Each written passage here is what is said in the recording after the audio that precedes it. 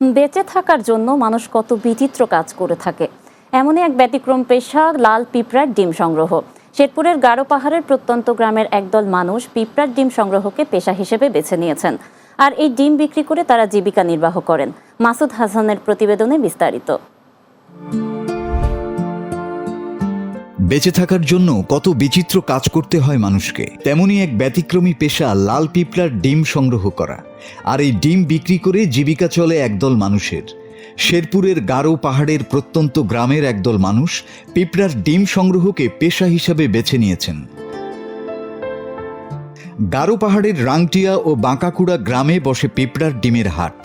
এ হাটে প্রতিদিন বিকেল থেকে সন্ধ্যা পর্যন্ত চলে পিঁপড়ার ডিম বেচাকেনা। এই হাটে ডিম বিক্রি করতে আসেন জেলার সীমান্তবর্তী ৩ উপজেলা সহ ময়মনসিংহ জেলার হালুয়াঘাট এবং জামালপুর জেলার বকশীগঞ্জের গারো পাহাড়ের লোকজন। জানা যায়, এক শ্রেণীর লাল বড় পিঁপড়া বনাঞ্চলের শাল গজারি গাছের মগডালে, পাতা ও গাছের গর্তে বাসা তৈরি করে ডিম পাড়ে।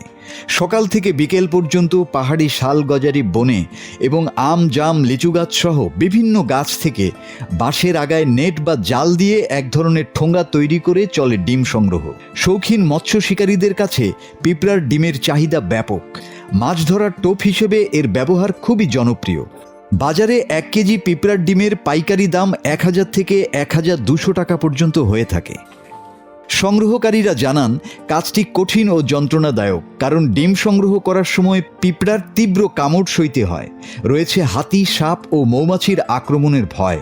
তবুও পেটের দায়ে এসব সইতে হয়।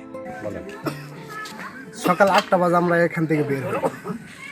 তারপর আপনার ২ ঘন্টা ১.৫ ঘন্টা এরকম লাগে ওই জায়গা পর্যন্ত যাওয়ার পরে ওইখান থেকে ৩-৪ ঘন্টা ডিম সংগ্রহ করি। করার পরে ৩টা, ৩:৩০ বা ৪টা এমন সময় আবার রওনা দিই। আর এখানে আবার সন্ধ্যার আগে পৌঁছাই। ওই ডিম বিক্রি করে আপনার ওই টাকা দিয়ে পরে আমরা ওগুলা দিয়ে আমরা সংসারের যাবতীয় ধরেন কত ধরনের সাপ আছে, আছে অনেক ধরনের হাতির ভয়ের মুখোমুখি আমরা, তারপরেও এই হাতির সামান থেকে আমরা যাই হোক এগুলো কিছু সংগ্রহ করে নিয়ে আসি। ডিম সারাদিন খাইটা ১,০০০ টাকা পাইছি, এটা দিয়েই এখন সন্ধ্যাবেলা চাউল ডাউল কিনবো, কিনা নিয়ে সবাইকে নিয়ে খাইবো। বছরে ৪ থেকে ৫ মাস পাহাড়ে সাধারণত কোনো কাজ থাকে না, তাই জীবিকার তাগিদে বিচিত্র ও ঝুঁকিপূর্ণ এই পেশা বেছে নিয়েছেন তারা। এই ধারাটি টিকিয়ে রাখতে বন সংরক্ষণ জরুরি, কারণ বন ধ্বংস হলে শুধু প্রাণী নয়, মানুষের জীবিকার পথও বন্ধ হয়ে যাবে। সংশ্লিষ্টরা বলছেন, নির্বিচারে পিঁপড়ার বাসা ধ্বংস পরিবেশের জন্য হুমকি। পিঁপড়ার ডিম অনেক পাখির খাদ্য। অতিরিক্ত সংগ্রহের ফলে জীববৈচিত্র্য হুমকির মুখে পড়তে পারে। তবে যদি এ মানুষগুলোকে পিঁপড়ার ডিম চাষ পদ্ধতির প্রশিক্ষণ দেয়া যায়, তাহলে প্রকৃতি রক্ষা করেই তাদের জীবিকা নিশ্চিত করা সম্ভব।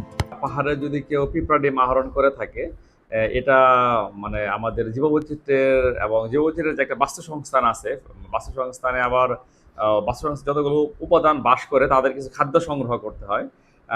পিঁপড়ারা মানে বাস্তুতন্ত্রের যে খাদ্য জাল আছে, জালের একটা অংশ। বাণিজ্যিকভাবে যদি কেউ এটা আহরণ করে, এটা অবশ্যই আমাদের ফরেস্টের ইকোসিস্টেমকে ভারসাম্যহীন করবে এবং এর প্রভাব পড়বে ফরেস্টের ভিতরে।